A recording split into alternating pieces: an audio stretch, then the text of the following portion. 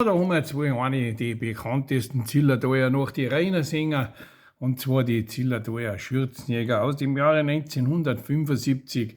Da sind sie noch jung, der Willi, der Alfred und der Peter. Nein, das wäre so ein Milchbuben, schon draus. Ja, der Willi ist ja der Meisterjodler gewesen, eigentlich von den Kehlkopfjodeln. Also die Technik beherrschen nicht viel. Gell? Und da lassen wir uns jetzt einen Zillertaler Bravour-Jodler an und der Boarische vom Rosshag.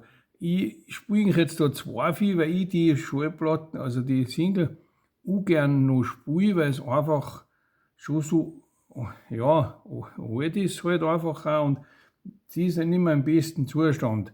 Aber ich will eigentlich das nicht verheimlichen, weil das einfach, ja, ist schon eine Rarität von Schürzenjäger, so Jungs-Foto noch. Gell? Auf geht's! Oh!